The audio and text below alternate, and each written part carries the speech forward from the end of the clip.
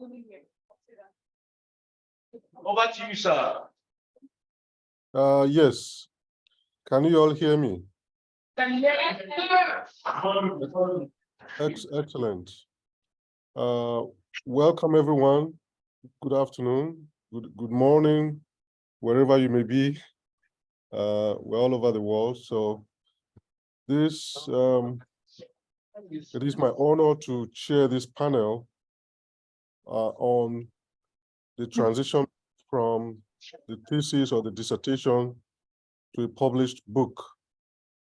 And I have the pleasure this afternoon, at least it's afternoon in Nigeria, but I have the pleasure of welcoming the panelists. My role here is simply to moderate the conversation, but hopefully we can have a productive set of conversations amongst the authors that will benefit some of us who are planning to transform our dissertations or theses into published monographs. So without further ado, I want to introduce the panelists. We have first on the list is Shakiru Adebayo, the author of Continuous Pasts, Fictions of Memory in Post-Colonial Africa. Dr. Adebayo is Assistant Professor of English and Cultural Studies at the University of British Columbia in Canada. Thanks for joining us. Let me see if he's here. Is he in person? It's hard to tell who is in person and who's I am here. I am here. When you say, what do you mean? You're online. Okay. It's a hybrid format, so trying to check in to see. Okay. Anyway, it's good to have you. The second person I have on the list is Dr. Daniel Agbiboa, who comes to us from Harvard University, where he is assistant professor in the African Studies program. Daniel, is that designation correct? Correct, yes. Okay. All right. His book is titled They Eat Our Sweat: Transport, Labor, Corruption, and Everyday Survival in Urban Nigeria. It's good to have you, Daniel.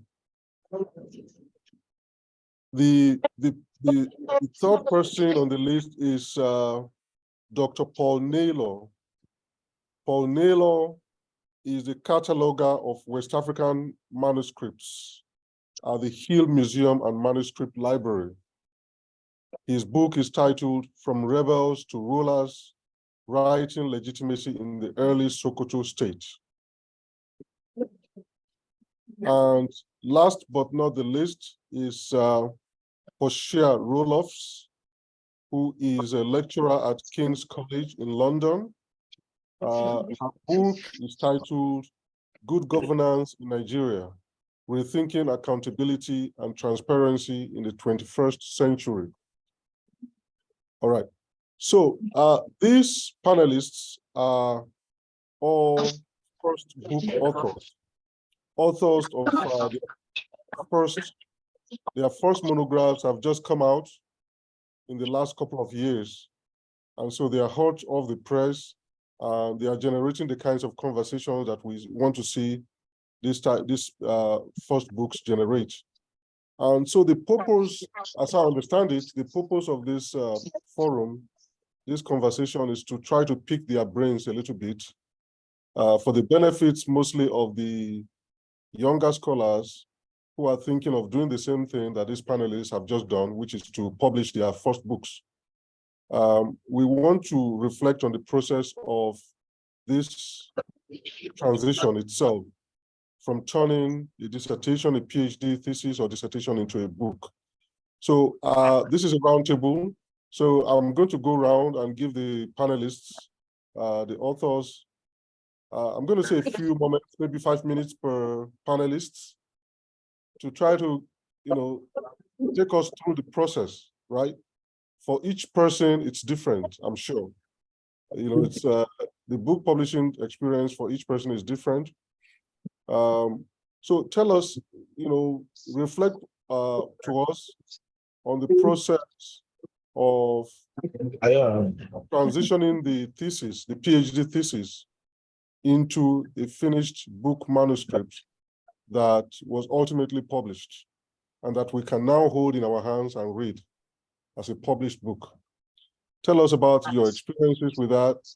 How much transformation did the dissertation have to undergo? What did you have to cut? What did you have to bring in? What new material did you include? And so on and so forth. Tell us about your experiences with publishers, making the first move. How did you do it? What was the response? What were the struggles? And if there was no struggle, if it was all smooth sailing, let us know as well. But for the benefit of the younger scholars, if you could just walk us through the process for you. And I'm expecting to hear different stories from all of you because, from my experience, it's never the same with every publisher, and it's never the same with every author. So if I may start with Dr. Adebayo.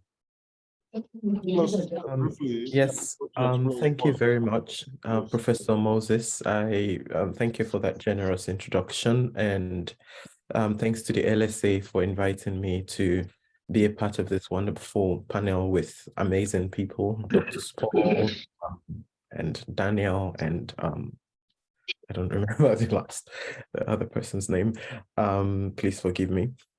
Yeah, so my book that came out just last month, Continuous Past, Frictions of Memory in Post-Colonial Africa, is my PhD that I turned into this book. And my experience, yeah, it wasn't easy. Someone actually told me when I started that writing a book is like a marathon. And I think that is so true. For me, like I didn't have a lot of experience in the publishing world. So after I finished my PhD, I didn't even want to write. I didn't think I should write a book. I just thought maybe I would write 2 or 3 papers from my dissertation and that would be it. But I noticed that normally, like your dissertation, you have feedback from 3 examiners, and all the 3 of them suggested that I should turn the dissertation into a book. But even with that, I still was not convinced. I had my own book idea that I wanted to write. And so my supervisor, my PhD supervisor, called me, sat me down and told me that why are you wasting your time? This is what you should be doing now. Because at that time I also got a postdoc, 1-year postdoc, research postdoc, and he just told me that this is what you should be using your 1 year of postdoc to do.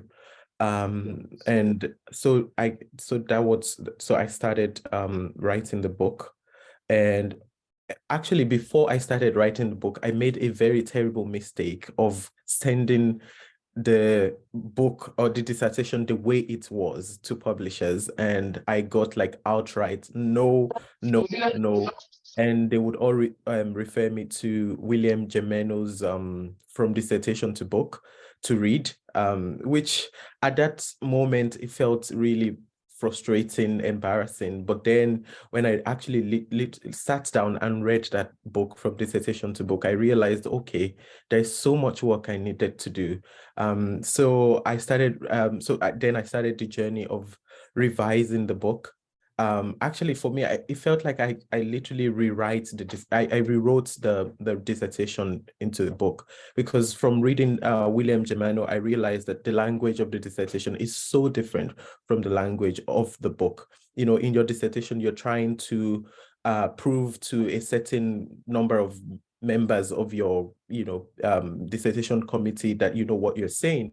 But with a book, you're trying to prove that you're an expert on the subject that you're exploring, right? So, so the language is very different. And so the other thing I had to do was to actually read books that I loved, that I had read before, actually, to not just read for content, but for the style. to read for the style and the structure, how they made their arguments. And so after doing all of that, then I started kind of revising. Again, I would say actually rewriting. That was what it felt like to me, because I had to remove a lot of, I think 3 chapters, and then added new chapters to the book.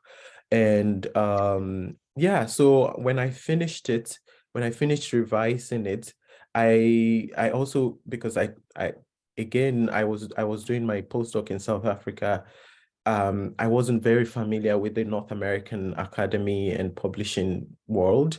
So I was very fortunate to attend like a seminar on book publishing that was organized by Princeton University. And that was where I got the opportunity to speak to a couple of university editors. And some of them asked me to send my proposal. And I had to do another work of knowing what each university press required in terms of book proposal, and how to then write my book proposal in that line. Believe you me, even after reading all the William Germanos of this world, and knowing, having more experience in how to write, I still was rejected by a lot of publishers, even after revising the book. But then I realized that some of the rejections were not due to the quality of my writing, but more because the book did not fit into their agenda or whatever it was. And so I realized very quickly that you also have to look for publishers who are interested in the subjects that you're exploring, or who have series that speak to the kind of issue that you're or the discipline or field that your book is situated in.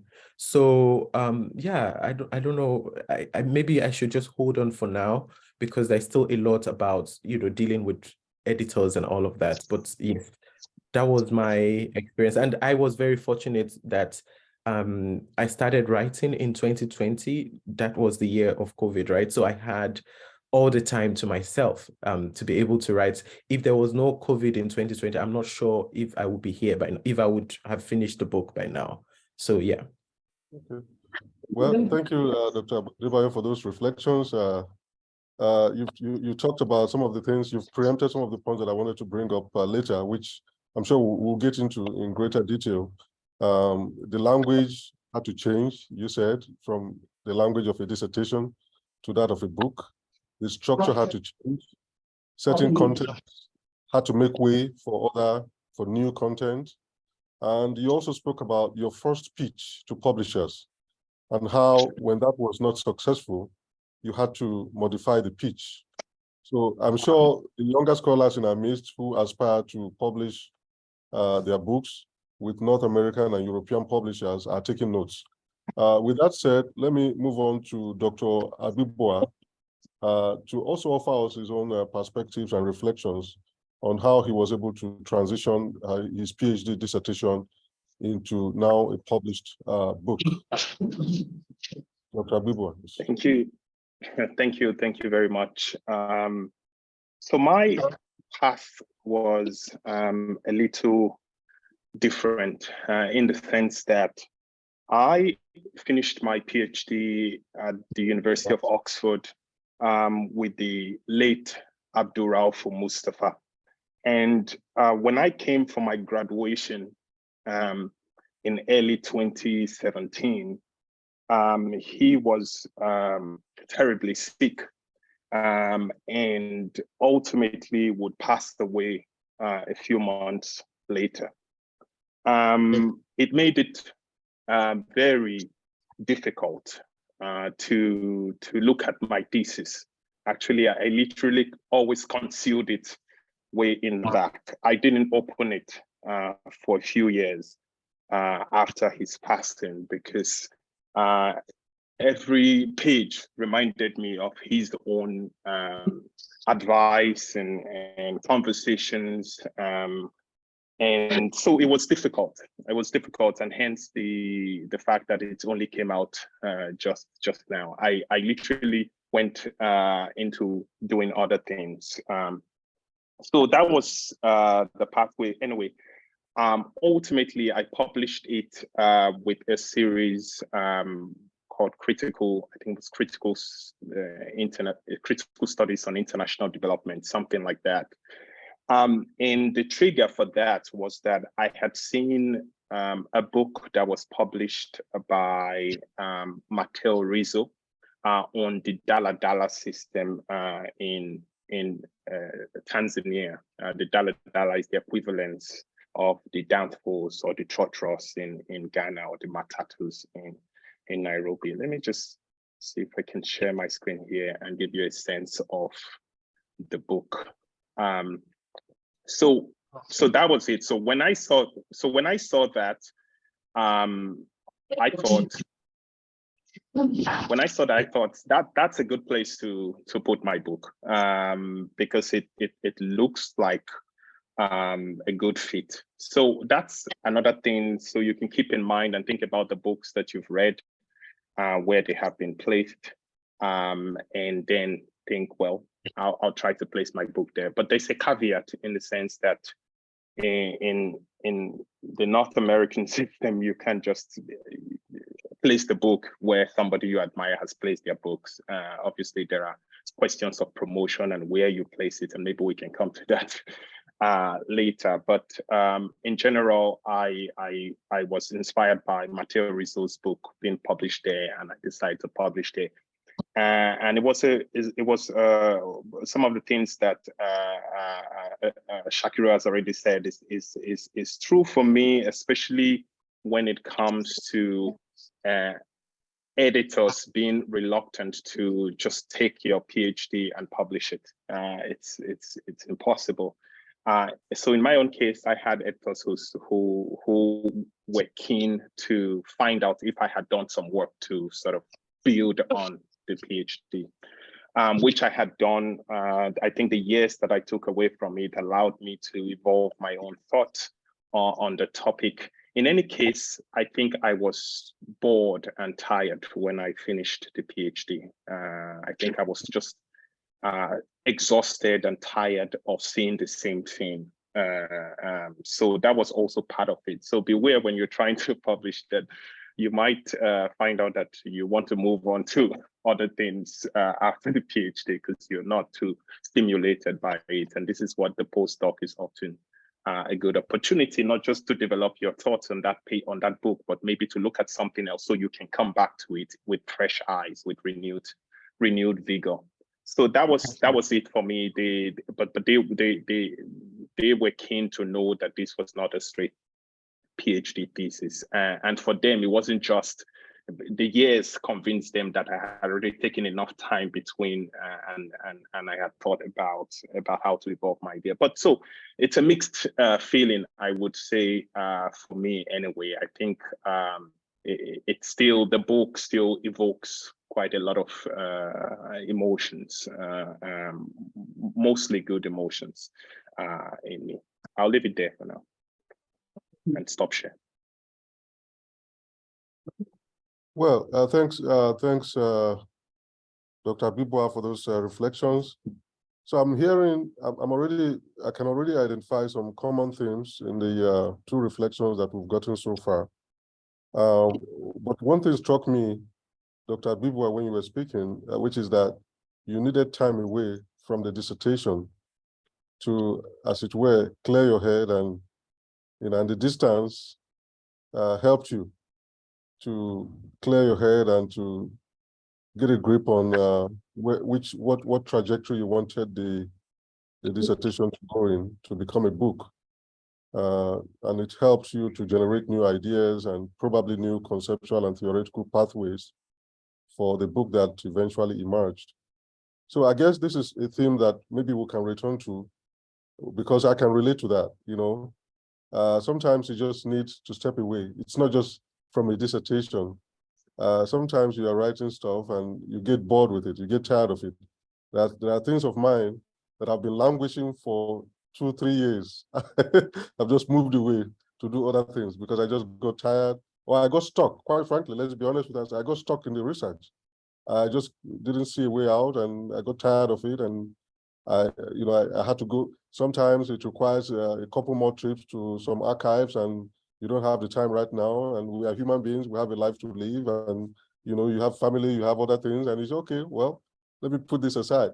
So I guess the question is, how much time should you take away from the dissertation, to try to come up with this template for turning it into a book, right? But without losing the momentum. That is the critical component. How much time should you stay away from the dissertation without losing that momentum, but also without losing interest, quite frankly, right? So maybe we'll come back to that question later on. I've often heard that, okay, let me read this message that I just got now so that I'm not missing something. Okay, somebody said we have one of the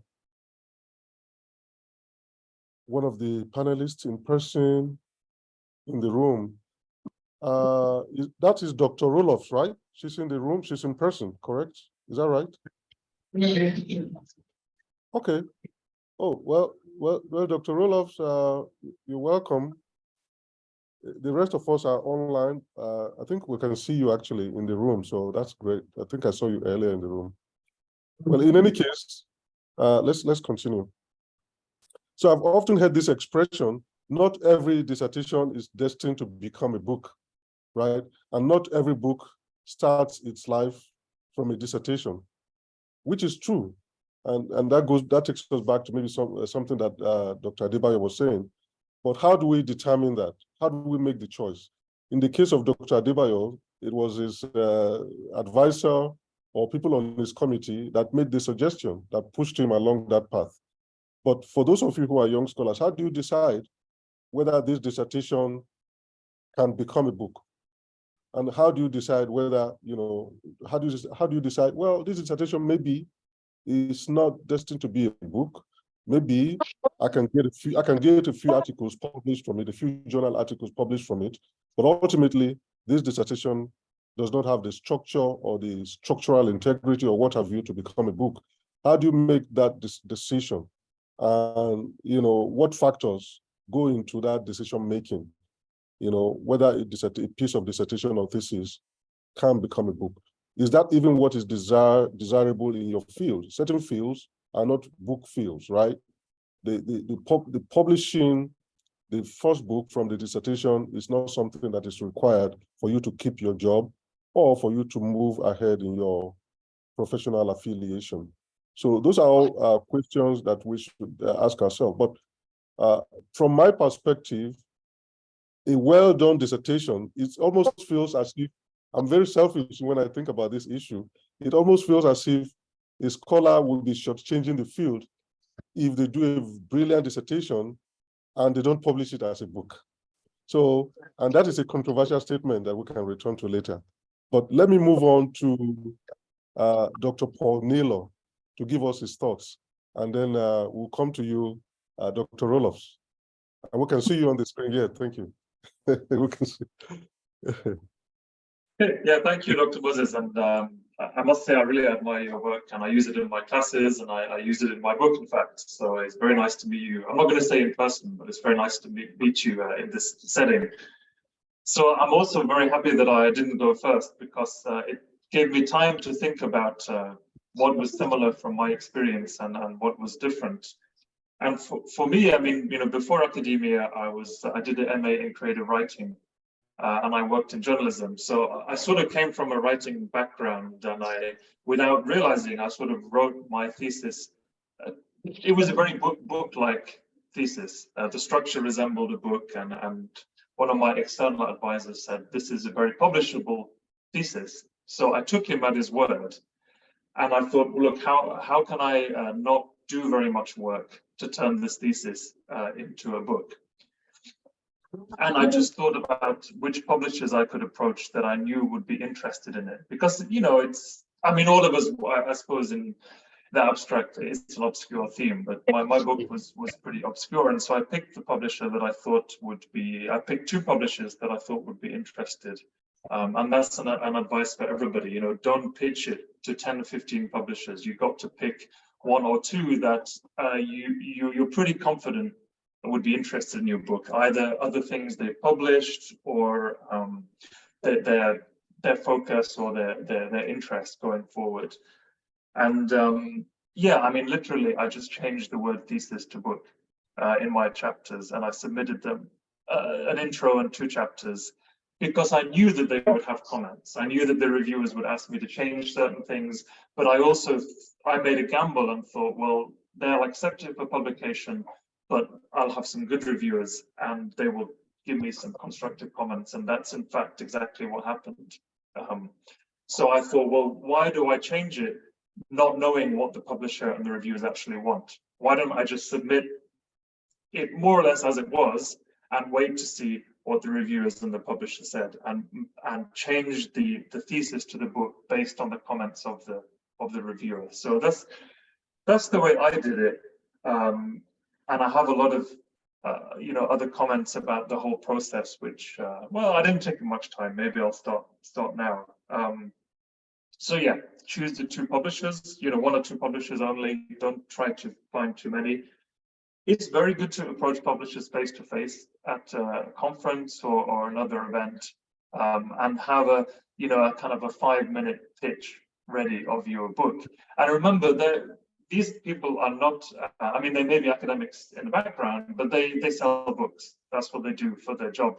And so you have to have this pitch prepared for, but essentially, how do they sell books? How do they make money out of this book? So they're not very interested about exactly who you're talking to in your field. What is your the scholars that you're referencing? What they want to know is who's the audience for the book and who will buy the book. Will it be students? Will it be universities? Will it be PhD students? Will it be policy advisors, etc.? They want to know an audience, a concrete audience for the book. And so you have, you just have a 5-minute sort of pitch where you have these things in mind. I had an experience at a conference where the people at the second publisher that ultimately rejected the book, the person at the conference, and big publishers will often not have the editors attend the conference. It may be interns, it may be other staff at the publisher. They were very interested. They gave it to their editor, and it was rejected. So just because you have a good session, face-to-face session, doesn't mean they're going to publish your book. But so yeah, so that was what I did, and then I was lucky that I had 2 reviewers that did provide constructive feedback, and it was kind of published, but with these revisions. And then, once you're revising, if you've been accepted for publication, and they ask you to pick a deadline for the completed manuscript, pick a deadline that you can honestly do. Don't try to impress them and say, I can finish this in 3 months, because it's not going to work. So don't overcommit. They're academic publishers. Everything takes years. I mean, we all know in academia, to publish an article takes years. To publish even a book review, my book came out, two and a half years ago now, and just the first reviews are coming. Everything takes time. So be honest. If you need a year to do it, tell them that you need a year, and that's fine.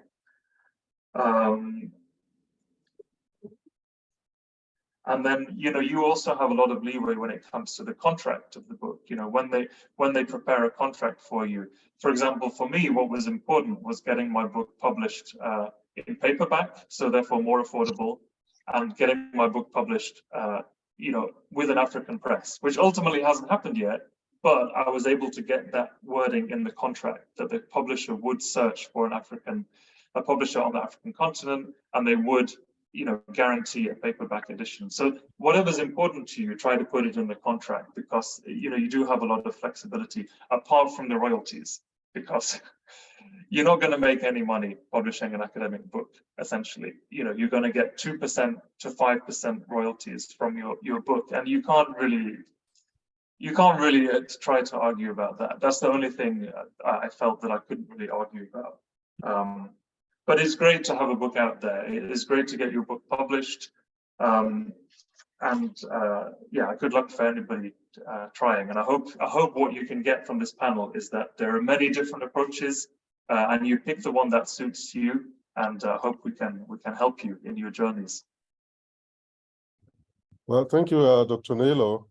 And on that, the last comment you made, I think, just boils it down beautifully, which is that for young scholars out there looking to take this path, choose your own path.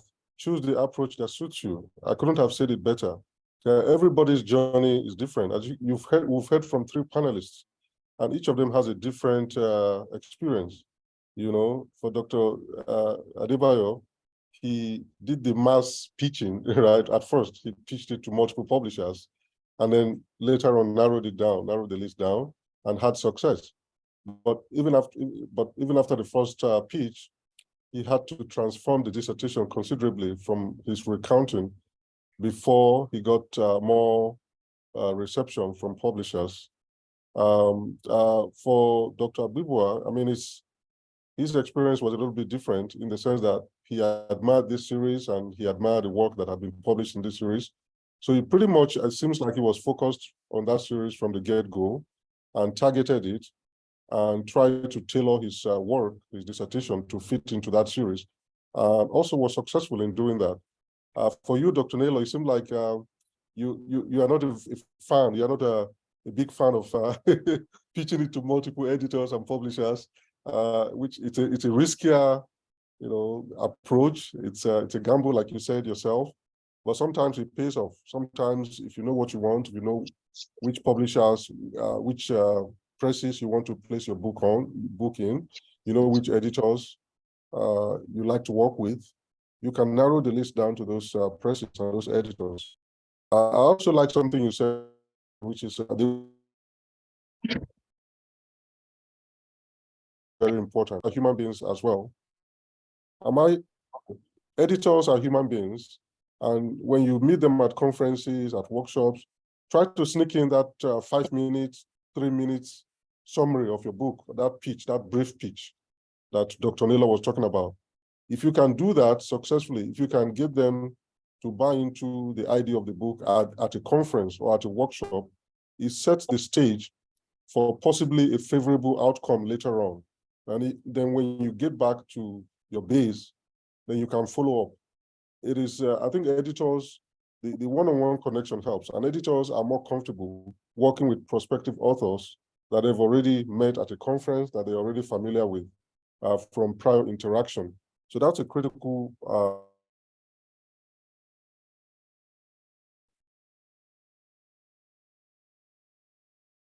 and the reviewers for later. Let me leave that one for later. But the final thing I'm going to extract from what you said, Dr. Naylor, which is of critical importance, is knowing what kind of book you're writing, knowing the audience for the book. That's very important. And I think once you determine that, that will shape the kind of pitch that you produce for publishers and for editors. Are you writing solely for academics? Are you writing for academics as well as the general public, the general audience? Is this book for specialists only? Is it a transdisciplinary or multidisciplinary book or an audience that you envision for the book? All of those questions are questions that you work into your pitch, but also will shape the kind of manuscript that you eventually produce. All right. So let's go to Dr. Portia Roloff for her own reflections on her process. So I want to make sure I fully go to the food and the I think I might be able to do that.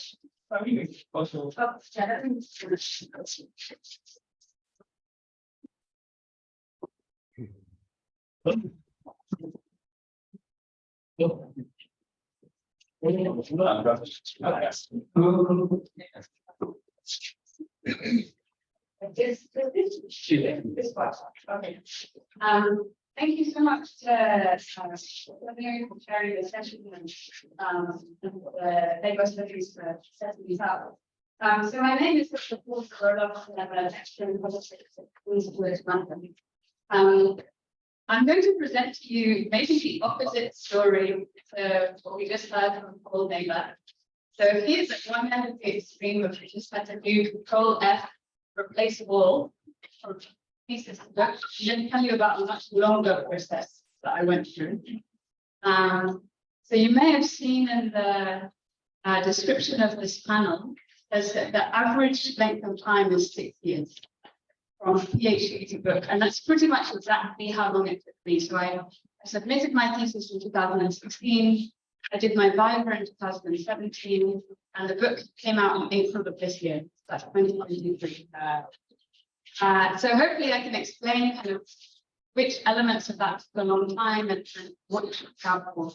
But I wanted to speak to an issue that's already kind of been raised by the other panelists, which is, it's like you've got 3 things to consider when you finish your PhD. How are you going to relate PhD, the book, and the article? And as the speakers have already said, you don't write a book, not every PhD has to become a book, and you also have these options of articles as well. And so just to say, in my field, in politics, in the hiring decisions I've seen, there's no preference for a book. It's not like you have to write a book in politics and then get forward. If you can write journal articles, maybe 3 journal articles out of 1 PhD, in peer-reviewed, high-quality journals that people are proud of, then that's as good in terms of preparing to apply for this like lecturer or assistant professor positions. What I did was, so I finished my PhD, and it was a rocky road, but professional and personal business as for other people. And so first of all, I actually decided I would first write some articles, and that was to give me some practice of thinking about that process of converting the PhD and the way of writing, the way of dealing with my fieldwork into something much smaller and more manageable. And so I did that with a couple of pieces, but I also had an eye on, I didn't want to duplicate the exact argument of the book. So I was kind of thinking, okay, this is some fieldwork I did that I thought was interesting, but I don't think it's going to make it into the book. Let me focus on that for one of the articles. And then, so the question of how do you kind of conceptually think about what is needed for a book beyond a PhD? So just to think, a PhD, it's when you're doing your apprenticeship. It's when you have to prove to a very, very specific set of people. So in the UK, it's your supervisor, your internal examiner, your external examiner. You have to prove to them that you know enough to be allowed into this world where you're a full doctor. And that's really different to what you have to do in a book. So first of all, the people who read your PhD, it's their job to read it. They can't stop if it's boring. They have to just keep going. But if you want people to read a book, you have to keep them interested. You have to think a lot more about narrative. And so the sort of thing you typically cut out is you cut out a lot of the literature review, because the literature review is you saying, in the years since I've been doing my PhD, I've read everything I had to read, like literally everything. And you're showing that you've read it. But the reader of the book, that's often very boring. And so this is a shift between, it's been said already, often a very defensive tone in your PhD. You're trying to write something so that no one can criticize it in the defense. But for the book, you're trying to engage people. You need to seem authoritative. You can make more judgments about, oh, I'll include this, but I'll leave off this, because you know what it is. Also, so there's also a shift in terms of qualification. So my PhD topic was the politics of competing conceptions of good governance in Oyo State between 2011 and 2015. That's 4 years in one state in Nigeria with one conceptual focus. And that doesn't really have much of a sales pitch to it, unless you're really interested in those 4 years in that one state. So for the book, I broadened it out. It's a consideration of the Lagos model, which is all of the politics that's kind of emerging from the Bachelor's Movement project in the Southwest between 1999 and 2019. So bigger empirical focus.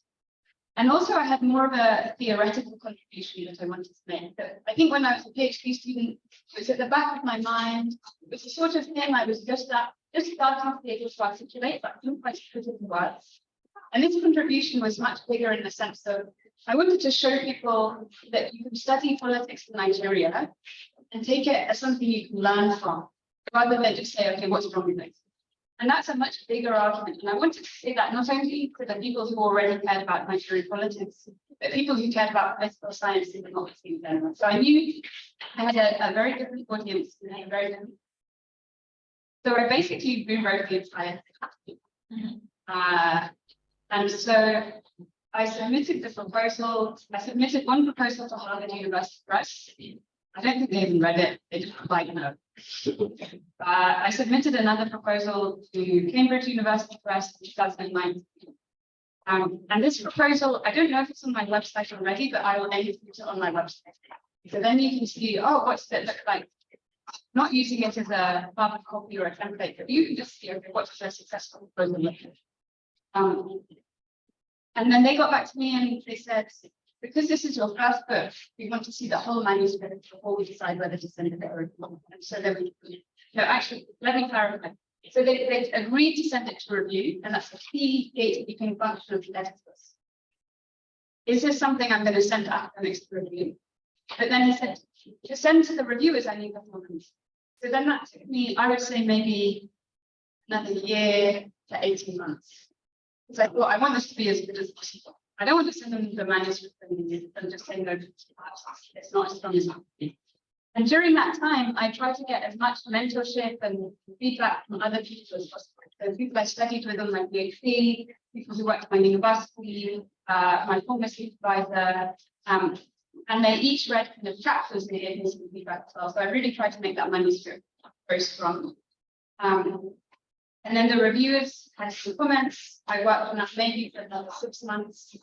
And I submitted the full manuscript, the full revised manuscript in summer of 2021. And then it still takes like 2 years to get to the publish. So that's an idea of the timeline. Let me just move to anything else also. Okay, so as I was preparing this panel, I looked back at email correspondence with the publisher. So I wanted to say, okay, how long did this? And two things came out of that. So in contrast to Paul Naylor's experience, I really had no control over the translation. And it was something that supported me on reflection. I wanted to say, maybe we could sell it at a lower price, maybe we could place it in Nigerian bookshops, maybe we could come up with some sort of arrangement. And I raised this along the way. And it just, I think it's a personal growth. I wasn't savvy enough to make this. So it might be that some of these things are beyond your control, your first book. But what I really noticed looking at the emails is I had to do a lot of tracing. And so this might be something that, especially if you're emailing from Nigeria to the UK or US publisher, don't be put off if you send them something and they say, oh, yes, we'll read this and get back to you. And then you wait 3 months. You might just have to follow them up and remind them they have a huge amount of work to do. And so don't be put off in front of those of you. And so what I noticed was every time I sent them something, I had to send them a follow-up. So I think you have to be quite consistent. So that's a kind of, I guess, my conceptual suggestions and my more pragmatic things, but let me leave it there. Okay. Well, thank you, Dr. Roloffs, for those excellent observations. So we're going to make sure we give time to the audience to ask questions down the road. So, but let me. I'm going to go one more round and hear your thoughts on one of the issues that came up. But I do feel like every well-done dissertation, I mean, we see all these differences in your experiences, in the ways you approached this conversion of the dissertation to the book. But I do feel like every dissertation that is well done has the potential to become a book. So let's just establish that right off the bat. I mean, I think we can all agree on that. A well-done dissertation, I mean, if that is what the author desires, obviously, as Dr. Roloffs was saying, not every field requires a book to be published out of a dissertation.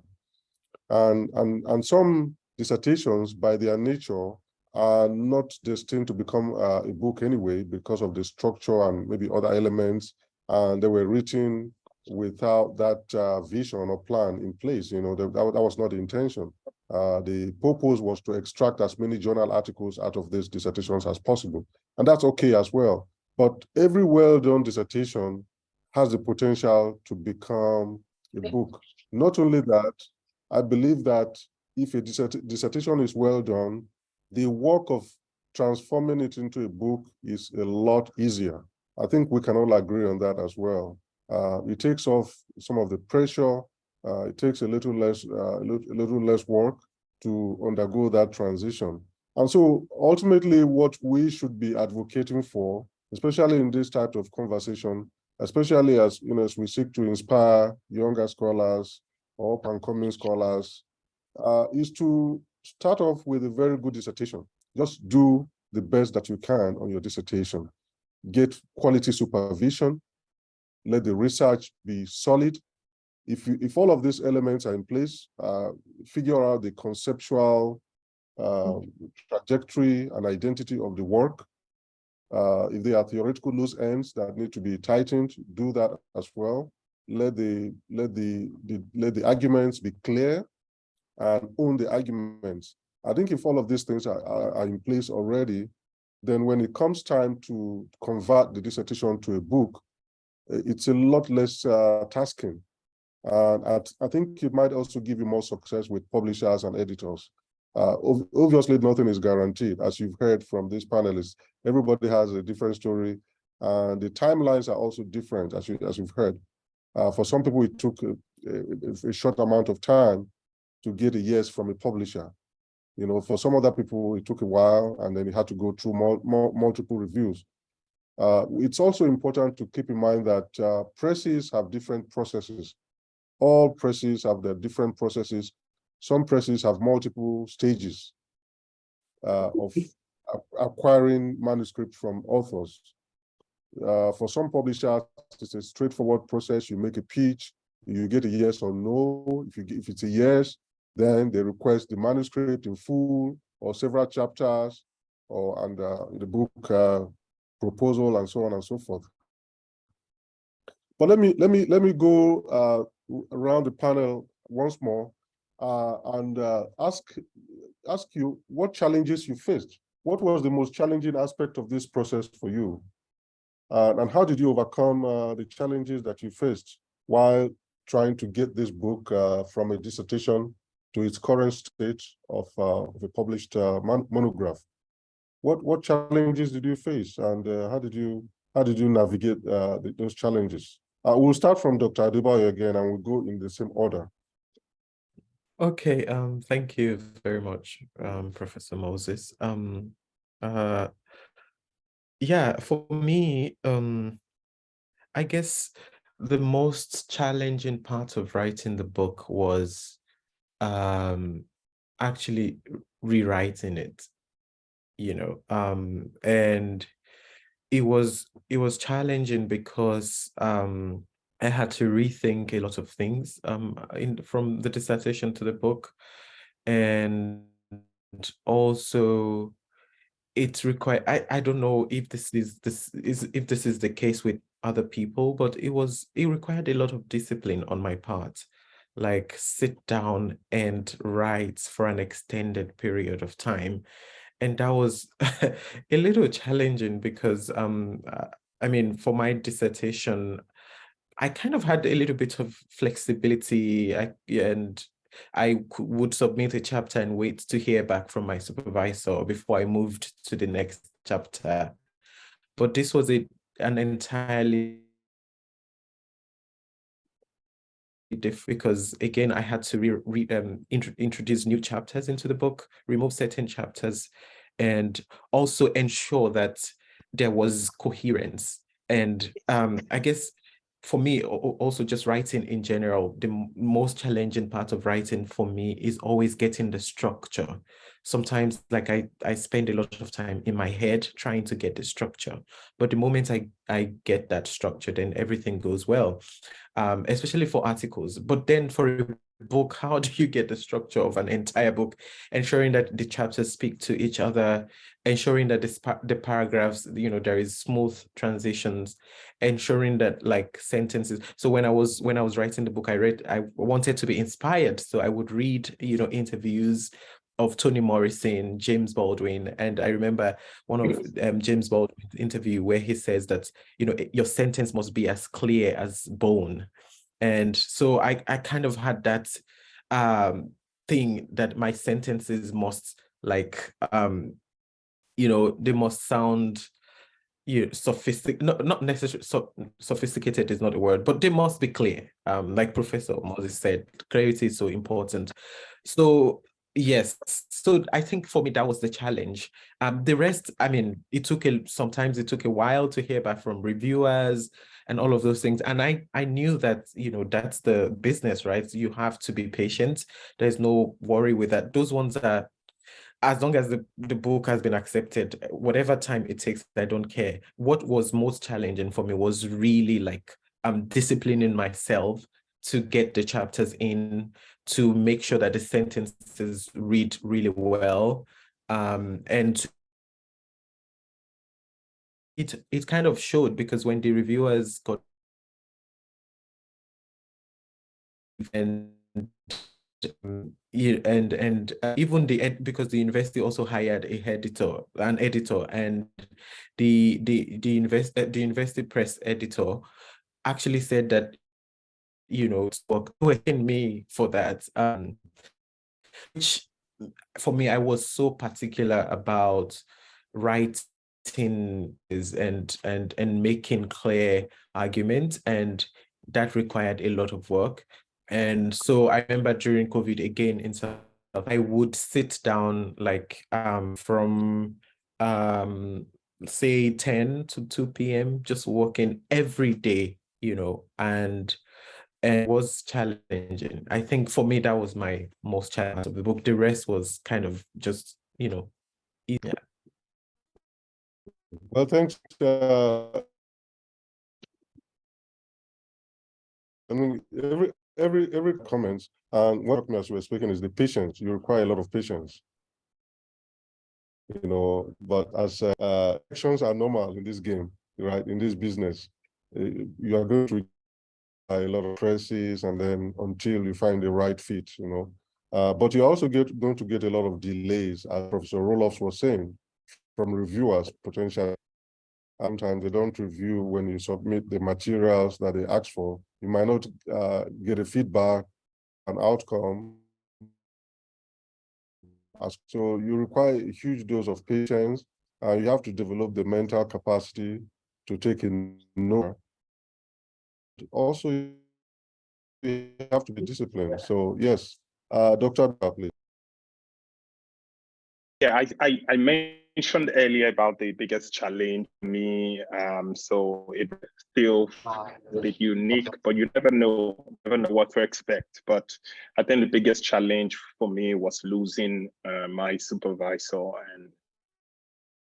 and to mentally recover from that was, in addition to everything operating in 2016, and then change, new governance, new system. You have to try to, new scholars capture that. Let me just say something, because I might have to leave a little earlier. Let me just say something quickly to the people listening, to say that my advice would, please, as much as you can, don't co-publish with your supervisor. It's my personal people out there, and have to be careful about your ideas being repackaged in sophisticated language and published well before you are even ready to put your ideas out there. So I'll say that research coming from overseas, who come to get your thesis that you have finished, but you have not published,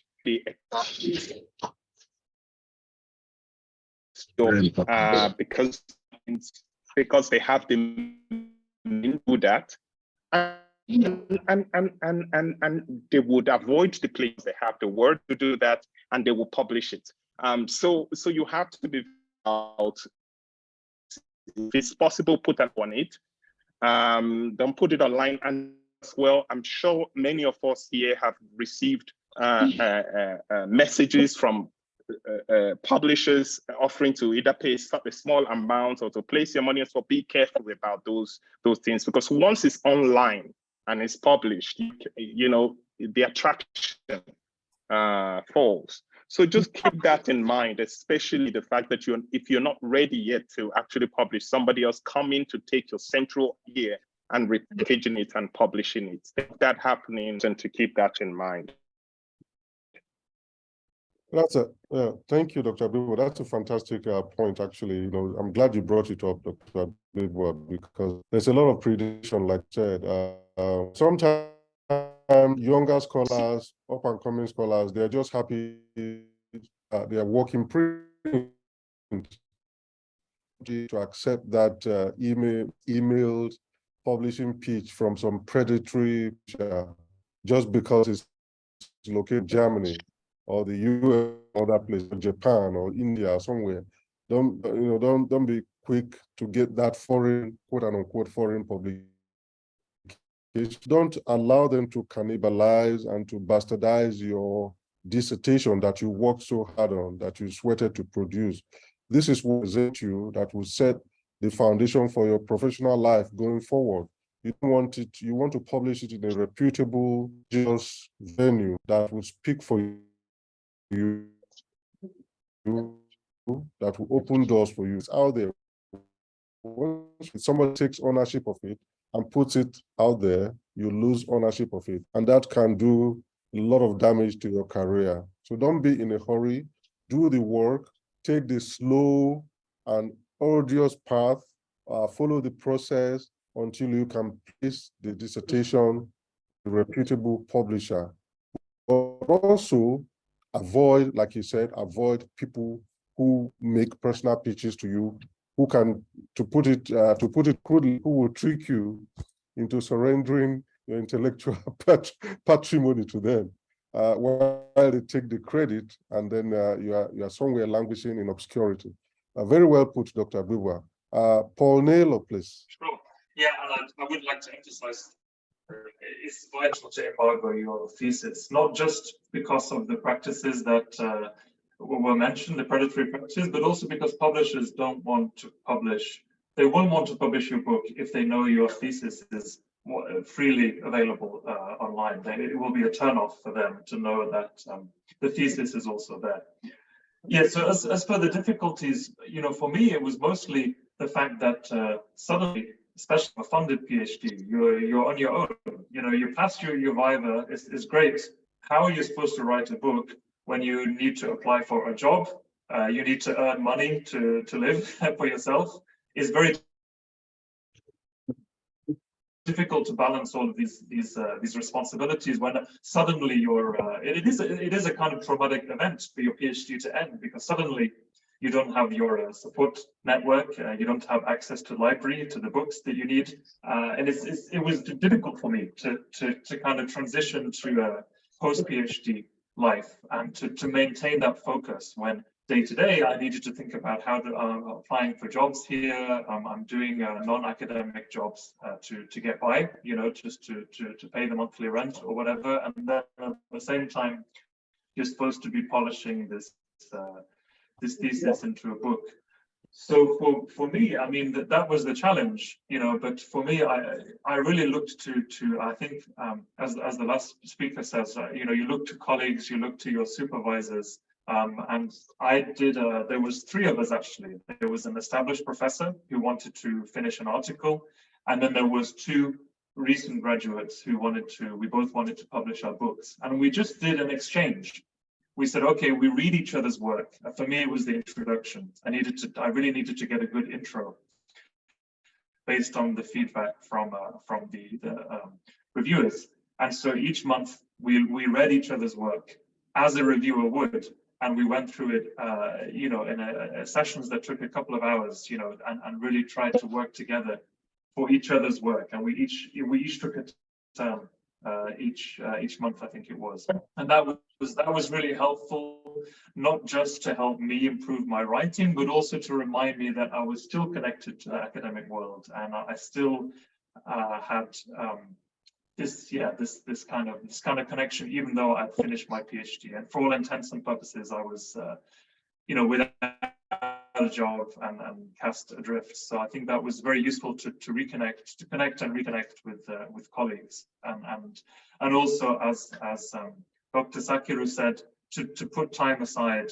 For example, I had a job, a non-academic job, and I said, look, I want to work 4 days a week, and the 5th day a week I'm going to write. And they were it was very lucky that they agreed to that, and so I had my day a week to write. So that's the challenges about some of the ways that I tried to address this. Cool. Well, thanks, Dr. Naylor. I mean, it's good as early career scholars that we have a balance, obviously work-life balance, because that ultimately translates to how effectively we're able to write and revise our work. But one thing that I kept thinking about is that we need to, in walking through the process of converting the dissertation into a book, and this is something that Dr. Naylor said earlier on, give yourself enough time, okay? Don't overshoot, don't go for ambitious timelines, don't overpromise, because publishers are not happy when you promise to deliver a manuscript or a chapter at a particular date and you are not able to do it. So give yourself enough time. The only caveat that I would just add, because it's important, is that some of us are in jobs that have publication timelines. You have to publish certain amount of work within a particular timeline in order to get reviewed for the next rank or the next stage of your what have you. If you find yourself in such positions, obviously, then time is of the essence. Then you might want to hurry things up a little bit to meet those types of timelines. So therefore, you might want to hurry things. But other than that, please, give yourself enough time. Don't rush things. Get the dissertation and the pitch in as good a state as you can get it, because ultimately that will facilitate the process. And finally, don't go for perfection. It's only your first book. Don't go for perfection. Perfection is often the enemy. No first book that I've seen is perfect. Maybe there are some, written by geniuses, but most first books are, just you are experimenting with a lot of things. You haven't come into your own fully. For the first book not to be perfect, just send it out there, put it in the public domain. As long as you are happy with it, it will provoke generative conversations, and it will be well received. So sometimes that's often what causes a problem, that people want to produce the perfect manuscript. All right. Dr. Roloff, please, in terms of challenges and how you overcame them.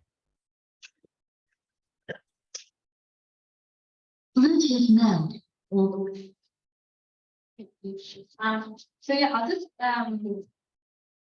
keep it brief. So I think one of the challenges, as I said already, is kind of discipline of the writing, and especially avoiding the lure of being pace.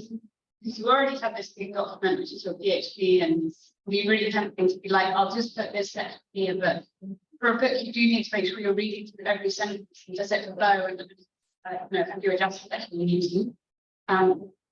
Second, I also found it was a challenge thinking, what sort of background information do I need to give to the new readers or the new audience of the book?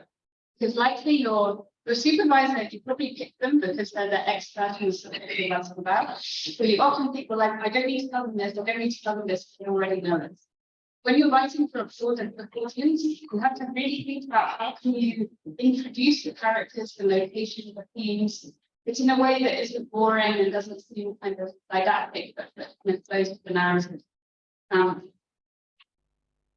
then the final challenge I really didn't expect is, at least at CUP and most of the British publishers, you have to make your own index. And I only really realized I had to do this like a week before I was meant to submit the full manuscript. And I don't think I slept feeling that. And I actually recruited various relatives of mine to help me do the index. It was very, very effective. So try and make an understanding from your publisher about what will you need to do in terms of the index. Do they have funds to get someone else to do it for you, or what is the modality of putting together the index? Because it's normally something you don't talk about the very last one. Those are wonderful points, Dr. Roloff. If I may just piggyback on those points, for up and coming scholars, be aware that your institutions most likely, if they are not abused to help, I have mentioned, at this institution, they have editors. Other institutions would pay for index, like Dr. Roloff just said, they will pay for your indexing. Some of them might even pay for copy editors, external editors. And then increasingly what I'm seeing in the North American system is that research institutions are paying for what they call book workshops for, assistant professors who are trying to publish their dissertations. They are paying for senior scholars to come into town, come to campus, and read their manuscripts and give them critical feedbacks, over the course of a day or two.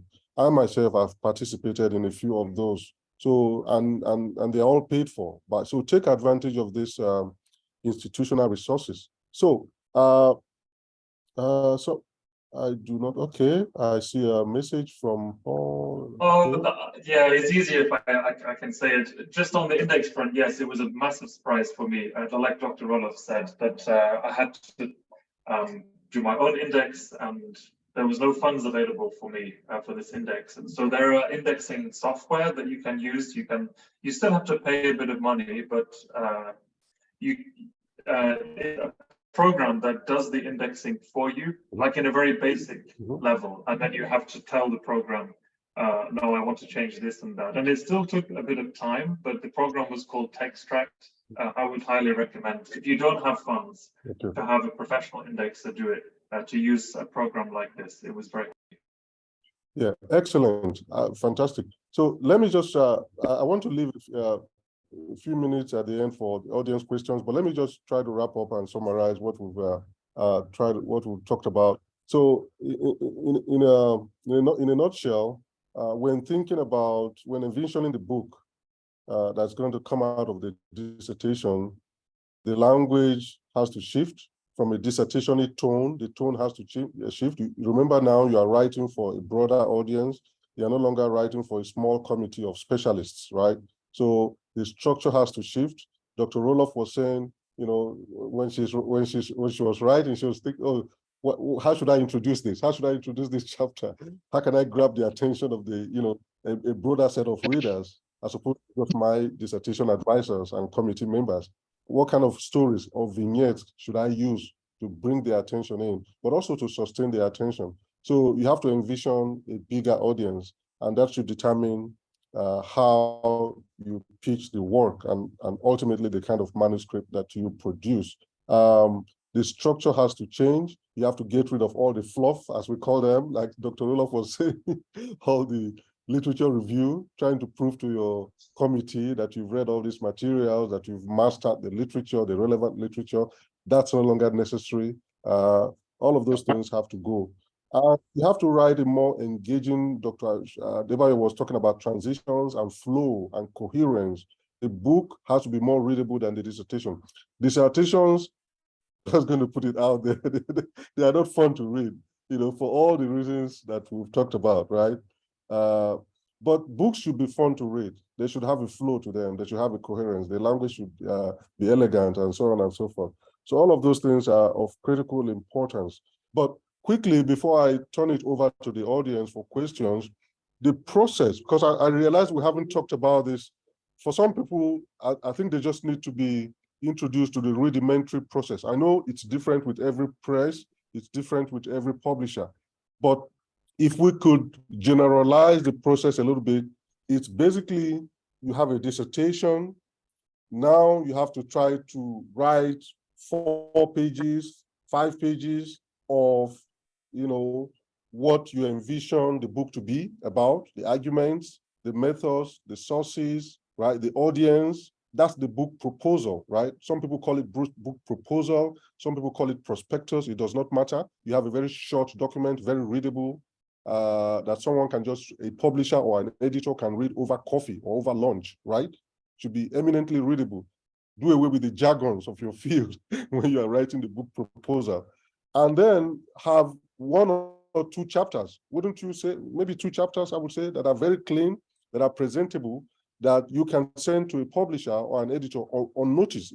If the editor reads your proposal, and sometimes you send the chapters along with the proposal itself, but sometimes you send the proposal first, and then the editor asks for a couple of chapters. So have those chapters ready that you can send, that you think represent your best writing, but also communicate the crux of the book, what the book is all about. Those 2 chapters should be able to represent the whole book, okay? And after that, then you wait and you hear back, and hopefully, they ask for the full manuscript and you submit, and then the manuscript gets sent out to the reviewers, and then you get the reviewers' comments and reports back, and then you spend a considerable amount of time revising. You send in the revised manuscript. Sometimes they send it back to you and ask for more, a couple more revisions, and then you send it back again. So in a nutshell, this is a long process. Like Dr. Roloff was saying, it's a long process. It's never easy. It requires a lot of patience on your part, but also a lot of discipline, as Dr. Adebayo was saying. You have to be able to, you should be able to respond. You should be willing to respond to every request that the publisher makes, that the editor makes, or that the reviewers make of you. All right. So that in a nutshell is the process. I'm going to turn it over now. We have about 15 minutes for audience questions and comments and observations. And you can do it, I think, how do we do this? Through the chat, maybe? Hello, sir. Yes. Yes. Yes. You can answer the question. There's a question in the chat box. You can answer those questions also. Yes, I'm looking at the chat right now. I don't see any questions here, but yes, please, audience members, feel free to put your questions in the chat, or if we can see the room, then we'll be able to maybe hand the mic over to whoever wants to ask a question in person. And we... Okay, let's go for it. Okay. Yeah, thank you very much, each of you, for which your own experiences. Those are quite generational thoughts that you share. I have tons of questions, but I'm just going to limit one for the sake of time. And my question it's about making a choice between academic presses and university press. I do remember that while the presentations going on, one of the panelists he said something to us that there's no clarity about that. So I'd like to hear precisely what you think with regard to. I hear I'm talking about peer-reviewed academic presses, or other academic presses that have peer-reviewed lectures, not just send it to them and then talk.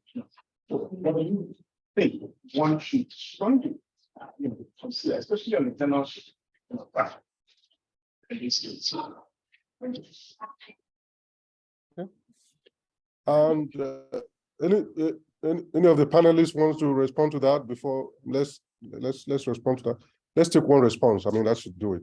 Who wants to volunteer? I'm not sure if I heard Yes, the question Oh. very clearly. I don't know if Prof, can you help Yes, us? I think the question, if I heard it correctly myself, is about making a choice between trade publishers or independent publisher versus academic presses, and what goes into making that decision. How should one decide if one is on the tenure track? Which publisher is has more heft, obviously with institutional actors. That is, the politics of publishing, as we call it. Yeah. Oh, I don't know. I don't know if that's a faithful summary of the question, but that's what I heard. Yeah, go if I ahead. can just quickly say something about that, but before I attend to that, there was something I wanted to say that I forgot to say. Like, if anyone is in that process of wanting to turn their dissertation into a book, I would strongly recommend William Germano's book, From Dissertation to Book. You can download it online. It's available online, which, it gives you like step by step guide on how to publish, how to do academic publishing.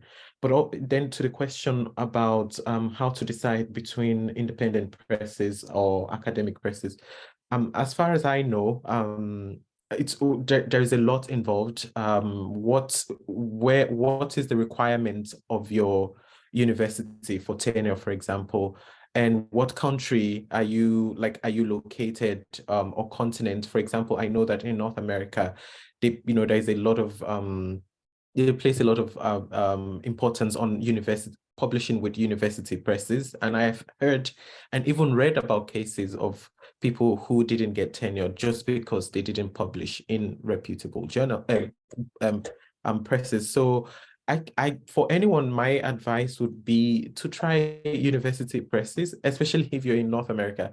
But I also know that in Europe, Brill, for example, is a prestigious press in Europe. I know Routledge, even Palgrave in Europe, but those might raise questions if you are situated in a North American academy. So that is as far as I know, but also I know that if you scholar, that would not be concern after you've already published maybe 1 or 2 books with university. Independent is that equally prestigious, like and commercial presses like Verso and Haymarket and all of those that actually look to publishing established scholars. But if you're starting out, I would advise, especially even in the Nigerian academy, it would be such an amazing thing to be situated in the Nigerian university and publish, with University of Michigan Press, for example, where I published my book. So yeah, that's what I can say to that. Yeah, I mean, let me add to that. The rule of thumb is usually that publishing with the university press gives you more clout, gives you more prestige. The other thing also is that when in doubt, if you are at a particular place, at a particular institution, check with your institution, check with senior members of faculty in terms of what they would accept, what promotion committees would accept, and what they wouldn't accept. So I think that's always the way to go. There's a question in the chat, and I'm just going to boil it down to its 2 essential elements. The question, Olashade Odumuyiwa, why the specific advice on not co-publishing with your supervisor or your advisor? That's one question. So I need someone from the panel to answer that. Then the second one, but wait, the second part of the question is, how do I decide the kind of book that I want to convert my dissertation to? How do I decide that? Those 2 questions. So panelists, over to you. I'm not sure we can answer this. It's a personal decision. What kind of book you want to publish is because you don't want to waste your time writing for a perceived audience. You want to write the book you want to write. It has to make sense for you. So you have to think deeply about what is it that you want out of this book. Maybe even do just jot some notes or say, what do I want this book to achieve? Do I want a huge audience? Or do I want faithful to my ideas in my thesis, or the specific aim, highlighting a particular element of a history or politics, let's say? It's something you have to decide yourself, and it can't be dictated by the outside world. It's something you have to decide yourself, and I don't have any guidance for that, but that's my response. And I agree that ultimately it's your work. It has to reflect your scholarly temperament and your scholarly interests and how you want to, the kind of scholar you want to be.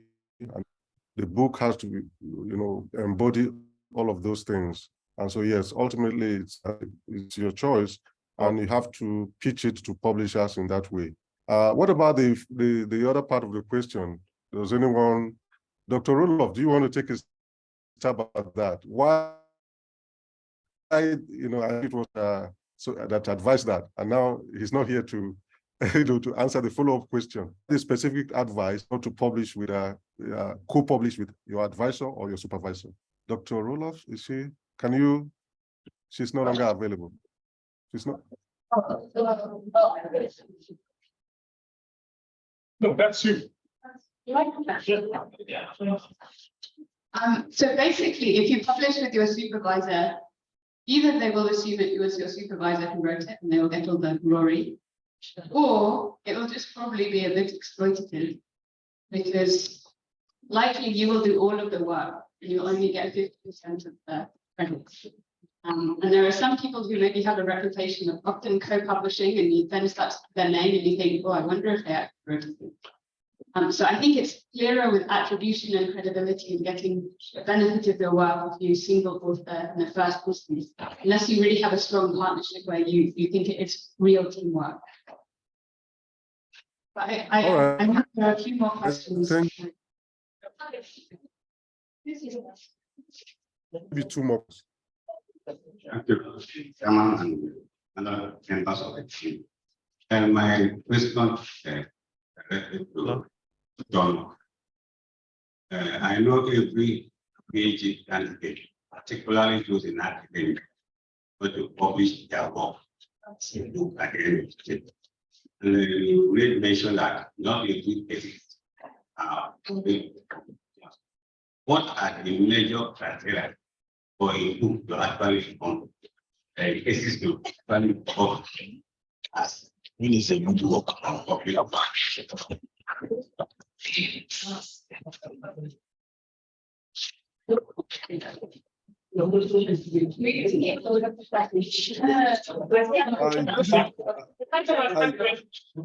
I didn't quite get the gist of that question, but Dr. Roloff, I think you are going to be our point person since you are in the room, if you don't mind. If you don't mind just answering 4 minutes. I say that every cases, particularly by a university teacher, has the ambition of publishing the cases today. And you did mention that not every case is worthy of publication. And I ask, what are really the major criteria for a PhD thesis to be published for public consumption outside academia?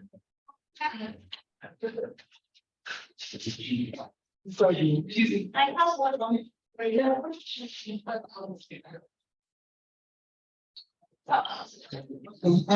Good afternoon, everybody. Mine is both a comment and a question. I think the panelists have spoken much more about book publishing as in the hard copy, and I know that there's more to books now contemporary than hard copy books. So we have e-books, we have audio books, which even sell much more than hard copies. And I don't think this was mentioned at all throughout the panel. And I also don't think, for audio books or for e-books, you need any universal press or you need anything. So I think we should that kind of publishing to be part of what the panel should discuss. Then another thing I wanted to also talk about is when publishing. Yes, the question I've asked the question. The question is, the panel only spoke about publishing hard copy books, whereas we have publishing of e-books and audio books, which are more sellable and more viewer friendly. a lot of people don't read books anymore. They read books electronically or listen to it, and we finally didn't speak to that kind of publishing. And also, there's this comment that people pay for publishing their works. And, you know, as far as I know, some people pay, which is called self-publishing. But I think if you have a very good work, you don't need to pay because the publisher is the one that looks for you. And the third point I wanted to make is that I also had experience at my undergraduate level. I was also encouraged by by my supervisor. And so my first book was also my undergraduate project, because it's not a thesis. And you can always use your book once you are encouraged by supervisors, and they will be the ones to make recommendations for you and other things like that. Thank you.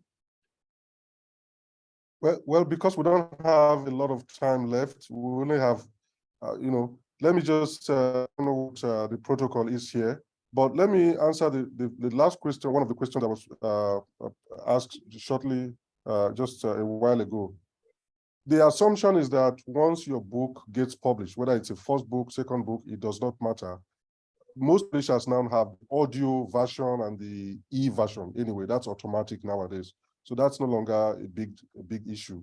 But I want to put the first question to the panelists, and maybe we'll close on that. The question of what criteria go into knowing whether a dissertation should become a book, that was asked earlier. Yes. Respectfully, Opportunity, can I suggest that we just collect the final questions and then answer them in a round, rather than one? It's because we have some ladies waiting in. I know that the panel. We have time. We've run out of time. That's my concern. It's 2:15 now, so that's the problem. Unless they'll, I don't know what.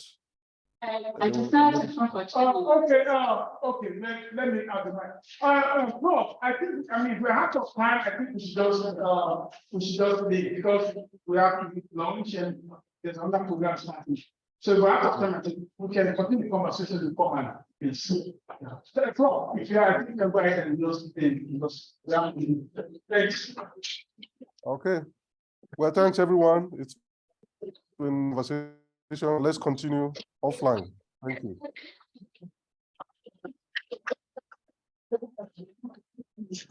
We can always have a conversation. So we have, if you perform good notes and not. Yeah. Oh, yeah. Okay, thank you.